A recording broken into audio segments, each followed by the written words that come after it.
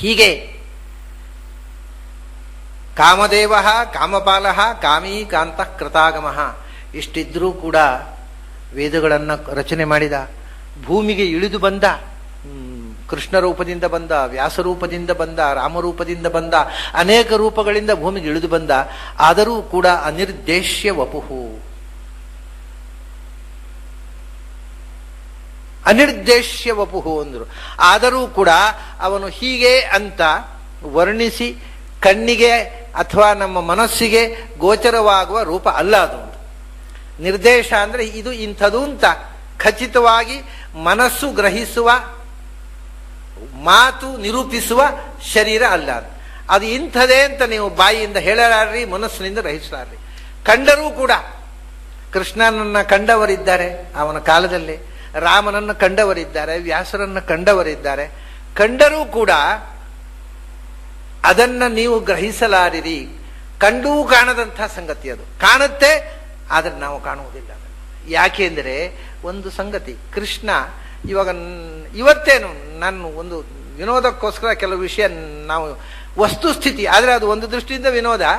ಎಷ್ಟು ವಿಚಿತ್ರ ನೋಡಿ ನಮ್ಮ ಕಲ್ಪನೆ ದೇವರ ಬಗ್ಗೆ.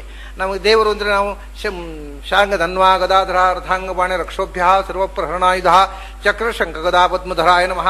ಭಗವಂತ ಚಕ್ರ 4 ತೋಳುಗಳಲ್ಲಿ ಶಂಖ ಚಕ್ರ ಗದಾ ಪದ್ಮಗಳನ್ನು ಧರಿಸಿದ್ದಾನೆ ಅಂತೆಲ್ಲ ಧ್ಯಾನ ಮಾಡ್ತೇವೆ. ಧ್ಯಾಯದ್ಧರಿನ್ಮಣಿಮಂ ಜದೇಕವಂದ್ಯಂ ಸೌಂದರ್ಯ ಸಾರಂ ಹರಿಶಂಖ ವರಾಭಯಾನಿ ದೌರ್ಭಿರ್ಧಾನಂ.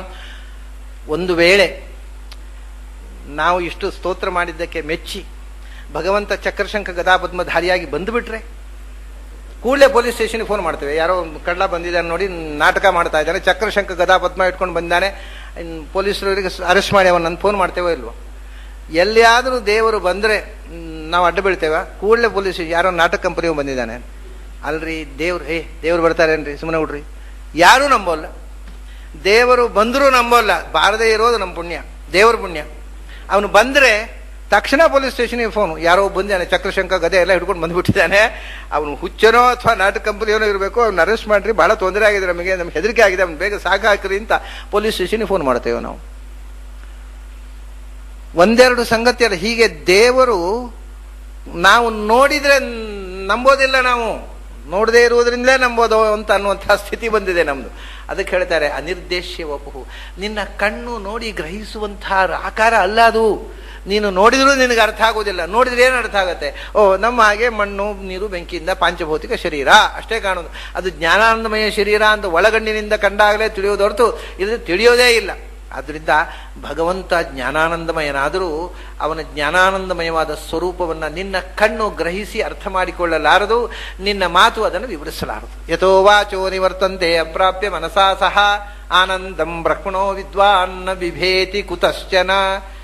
ಯಥೋ ವಾಚೋ ನಿವರ್ತಂತೆ ಅಪ್ರಾಪ್ಯ ಮನಸಾ ಸಹ. ಯಾವುದನ್ನು ನಿರೂಪಿಸಲಿಕ್ಕೆ ಹೊರಟು ಮಾತು ಮೂಕವಾಗುತ್ತೋ, ಮನಸ್ಸು ಯೋಚನೆ ಮಾಡಲಿಕ್ಕಾಗದೆ ಗಾಬರಿಗೊಂಡು ಸ್ತಬ್ಧವಾಗುತ್ತೋ ಅಂಥ ಆನಂದಮಯವಾದ ರೂಪ ಅದು ಅಂತ ಉಪನಿಷತ್ಕಾರರು ಹೇಳಿದರು.